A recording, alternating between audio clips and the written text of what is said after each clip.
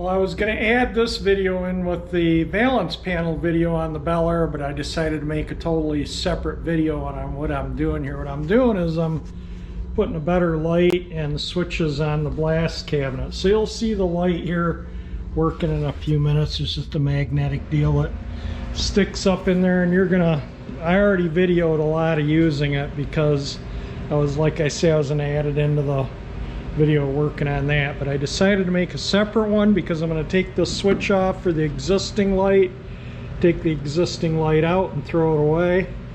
And I got a new box to put here that's going to have two switches, a pigtail hanging out for this is the power cord to the vacuum I use to clean, and I just want something to plug this into so I don't have to reach under there like you see, and we'll see further in the video. And I talked about this came after I made that video. I ordered this on Amazon, and I'm going to put these switches, which are, I think they're 16 amp, 250 volts, 16 amp. Got a couple watertight connectors, and I picked up an extension cord because it's just cheaper to buy a small extension cord than to buy wire and cord ends. And I have cord ends, so I don't have a male 3-prong end, but I have a female. But it was just cheaper to buy the whole extension cord than buy wires separately. And I'm going to cut this off probably somewhere in here because this is just going to hang down out of this to plug the vacuum into. And then the rest of the cord will go for the outlet, and I'm going to leave all the rest of the cord on, so if I ever move or live somewhere else and it's further to the outlet for the blast cabinet, then I have a little longer cord. Just makes life a little bit easier. Alright, let's get started here. A little toy one thing that really annoys me that I use all the time is my blast cabinet, and the light in it is just poor at best. So anyway, this is actually 4 blast cabinets, and this is the company I ordered it through, and that's all I deal in is blast cabinet stuff. Wouldn't that be nice to have that blast cabinet there? $1,700 later, I guess I can have it, and then the shipping, yeah, that's going to add a couple $100 to it. But I use a shop vac, a 6-gallon shop vac, and I put drywall bag in it for a dust filter. This is their vacuum for blast cabinets here. It's $400. But man, they have some pretty big blast cabinets there. Like that one's 8 foot wide. And then they have these Soda Masters. You can see cleaning a piston or a distributor or carburetor. And you can put any abrasive you want in your abrasive cabinet. I use glass beads, 80 grit glass beads. But anyway, yeah, that's all blast cabinet stuff and whatnot. That's something that probably in the future I should consider maybe buying a new air compressor. Mine's, God, it's got to be 40 years old. I bought it used. It was a shop compressor at the boat store I worked at. And the boat store I worked at went under, and I bought the compressor. And that's so, yeah. And then I went into business for myself. It was Suburban Marine. It was one of the largest boat facilities here in southeast Michigan. And then he bought all this new inventory that didn't sell. And then he would sell, customers would come in for a new bass boat or something. Instead of selling a last year's boat, he would sell them a brand new one. And then those previous year's boats he was paying interest on, and they just sat around in the shrink wrapped in the back lot, and eventually the shrink wrap went to heck. So they sat back there for 10, 15 years and just, totally just went to heck. Brand new boats on brand new trailers, and eventually they were just driven over by a bulldozer when there's a plaza there, movie theater or something there where the boat store used to be at 26 and Van Dyke area. If you're from this southeast Michigan area, And when I worked there, it was a pretty desolate area. And now you wouldn't recognize it if you went. If you hadn't been there in 20 years and you drove through there now, you wouldn't even recognize it. But anyway, yeah, that kind of all that interest on those boats kind of put them under. And so I went to work for myself and did pretty darn good. But yeah, this is, they pretty good stuff here. But anyway, I'll show you. Well, let's go play with the light a little bit. Usually when I blast, I turn all the lights off in the garage so I can see in there. And as you can see, it's just an old little fluorescent tube up there that's well sandblasted. And it gets a little brighter as it warms up, but it's still not that bright. But anyway, we got a new light here. Let me turn some lights back on. And this one I can move around, which is kind of nice. There's sometimes I want the light over here because, that way I can see what I'm blasting. Like I can put the light like there, like so. So I'm glad it's on a magnet. I can move it around. And let me plug it in and we'll see how it lights it up in there. Just for now, I just ran the cord through the vent thing to get to the outlet. But look at that. Now I'm going to be able to see in there when I'm blasting, even with the lights on in the garage. And what's nice is I can move this thing around as needed to see what I'm doing in there, which is going to be super nice. I'm going to be loving that. That's going to be awesome, seeing what I'm doing. Check this out. I think these were in the, I don't remember if these were in the Galaxy or the Catalina. I'd have to go back and look at the videos. If any of you guys remember, I found these in one of the cars, one of my project cars, and they were completely rusted, 100%. They wouldn't even move. I think they're in the trunk of the Catalina. And I just use them to hold on to bits and pieces in the blast cabinet. That's a permanent fixture in there. And they stay nice and clean. This is my little paint can and brush, so I can brush the extra sand off there and off there, or glass I should say, and dump it back in the cabinet when I'm done. But yeah, I like that light. That's going to make a world of difference compared to that fluorescent light. Let me turn this light off. Look at the difference. That's the fluorescent light. There, wow. I found a few screws, 3 of the screws to hold the valance on that I can reuse. I'm going to bead blast them because I just got to try this now. Once I put there's like a film that goes on the glass here that actually protects it from getting blasted. And once I change that, yeah, you'll really be able to, you can see the difference just when I pull it back a little bit. It's like looking through brand new glass when I change this. But I can see through that good enough now. You can see it's a little more blasted in areas where the sand blows back on it, or the glass speeds, I should say. But anyway, I use a old shop vac that fits underneath here. That's what it is. And I'm going to put a switch up there so I don't have to bend down here every time. Whoops, it's not plugged in. I unplugged it. Plug the light in. This is there, that's the original light, and that's the original light off. And we'll plug the shop vac back in, and then I'll just cut the plug off and hardwire. Well, no, I'll probably put a pigtail on here that I can plug the vacuum into, because then I can still pull a vacuum out to clean it. I take it completely outdoors to clean the vacuum, but this thing's older than the hills, this vacuum, and it still works good because I use drywall bags in it.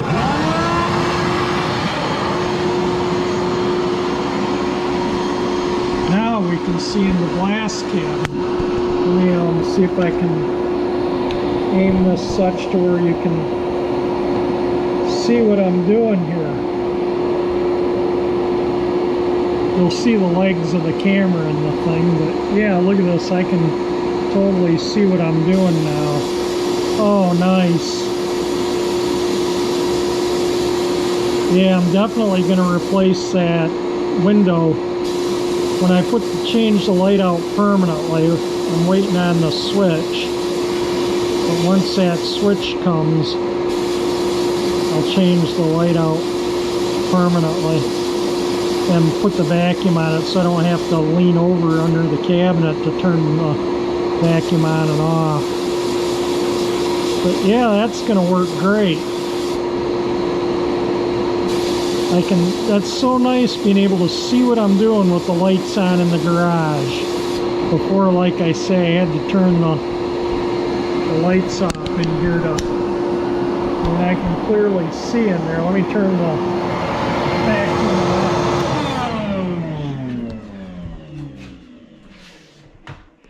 There's the lights off. You can really see in there well, but lights on. Even with the overhead light directly over the cabinet, I can still see in there very well. So I'm very happy with my purchase. First things first, I put the switches in. This just kind of, let me see if I can, this just lifts off here. The plastic lid holds it on. But I put it back together like this just because I need to,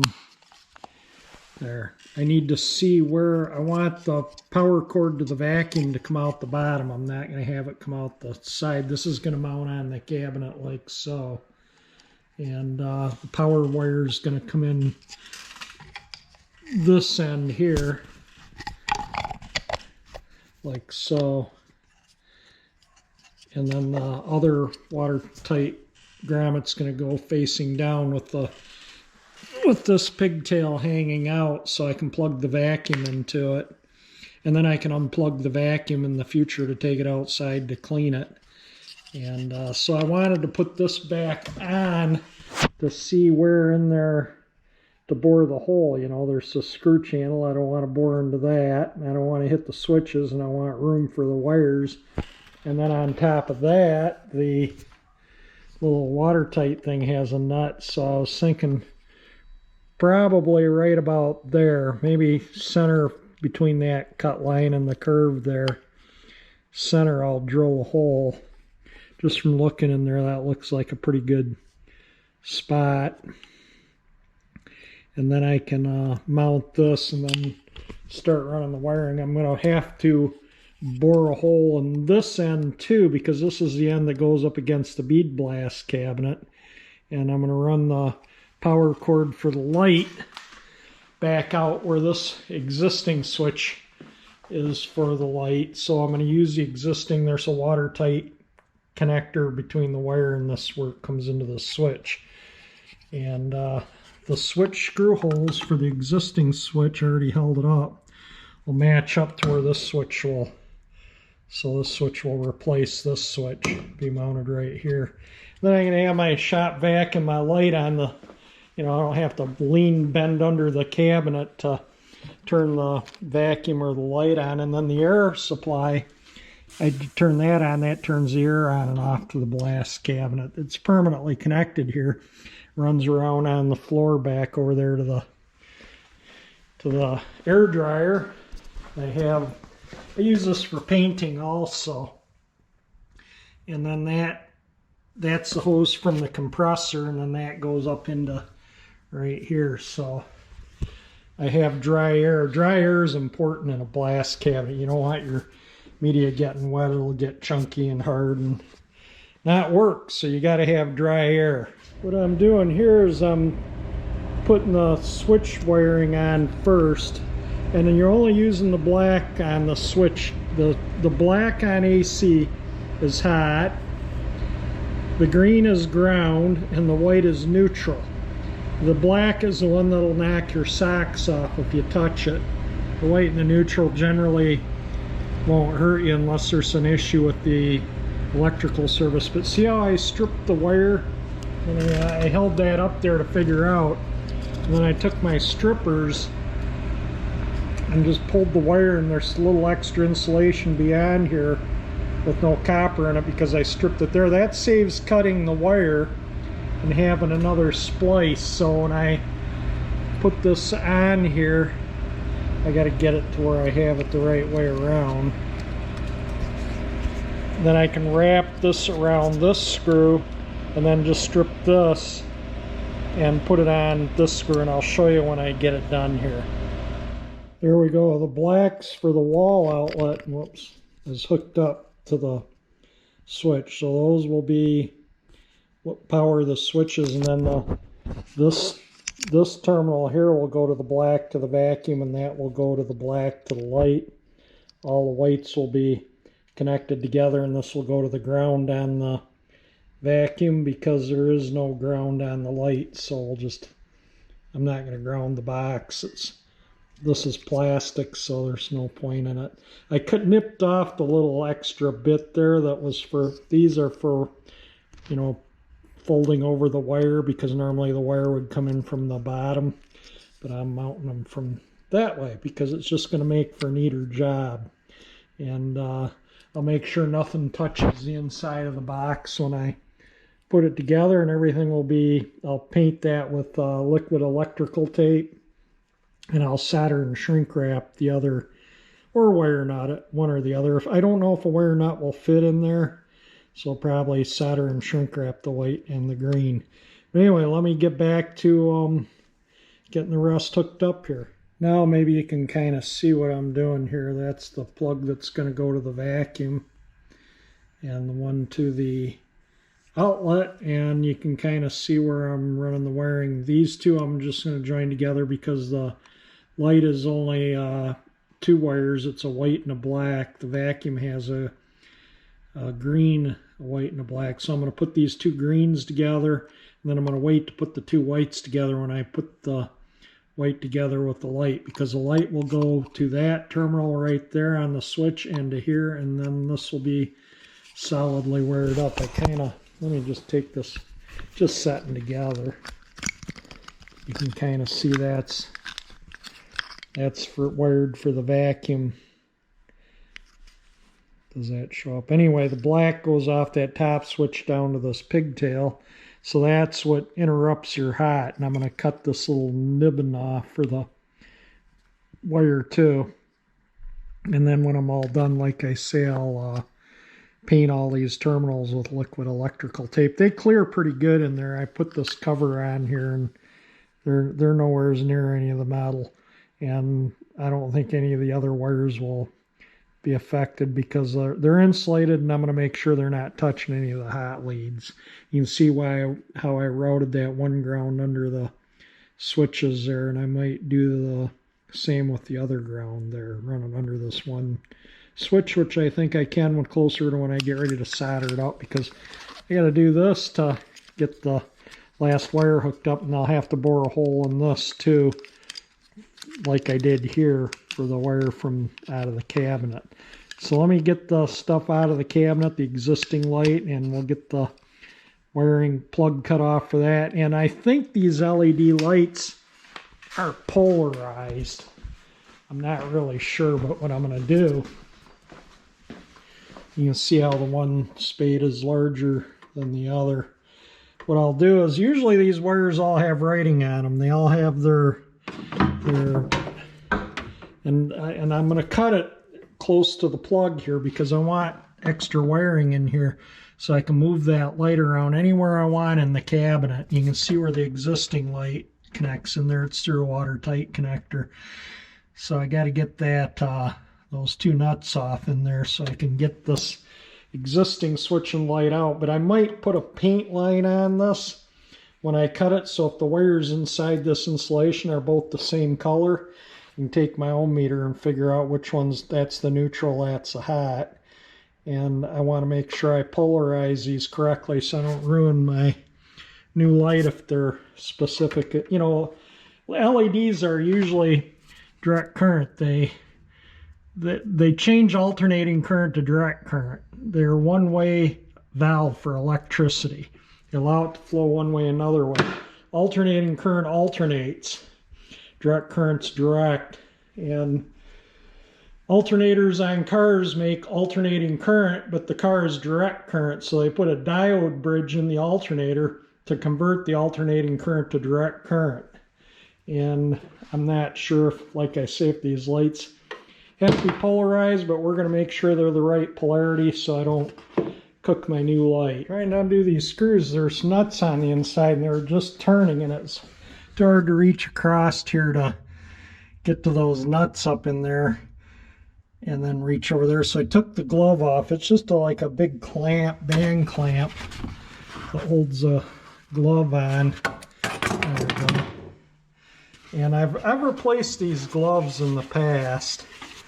They get worn from the bead blast. That's why I have those pliers that makes the glass or the gloves last longer if you hold your stuff with something like that instead of your glove, and then you don't wear holes in your gloves from the glass beads. But I figure why this is out and I can reach up in here to do that, I'll change that film because it's easier to reach up here to get the film on there square when the glove is off. All right, let me get that old lighting out and we'll get the new stuff installed. There you can see it with the switch off. I just unplugged the switch from this.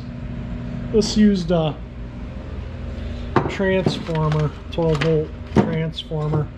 So let me get the old light out. I got it, and then I can, yeah, we can finish up this light installation here.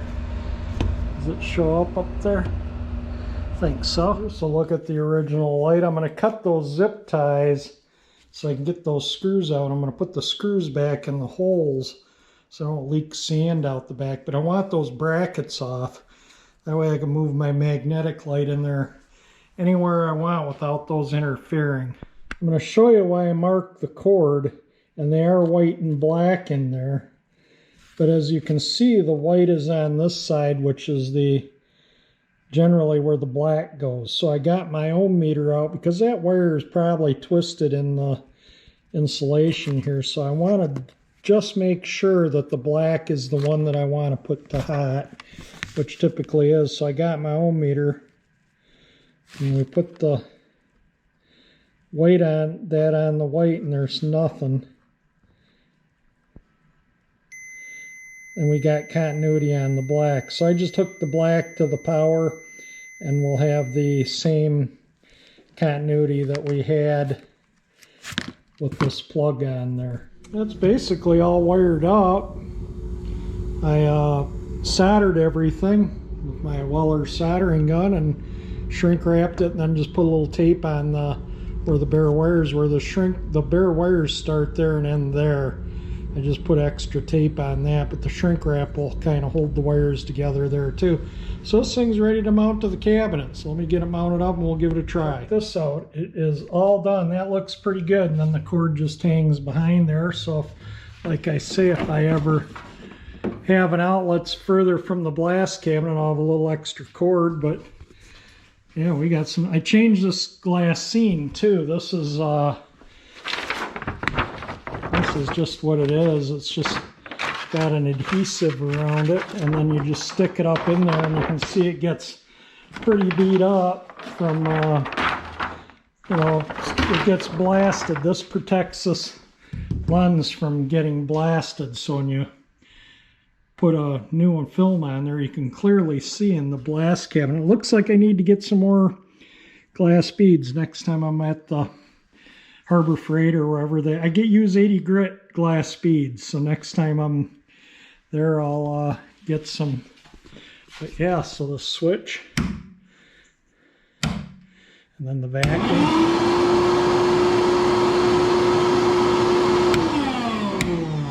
Super happy. That's just going to make it so much easier when I use this. You know, now I'm getting older. It's climbing down there. The switch is way, and the vacuum way back in there. So this will just make life a lot easier. I'm super happy with it. All right, so that's it. I'm going to call it a video on this one. I just decided to make a separate video for this because I thought maybe some of you might be interested. But that's it. If you like the video, definitely hit the like button. It helps me get more subscribers and viewers and earn a little bit more money, pay for this kind of stuff. If you like my channel, that 348 engine icon that pops up there will subscribe you. And thank you for watching my video.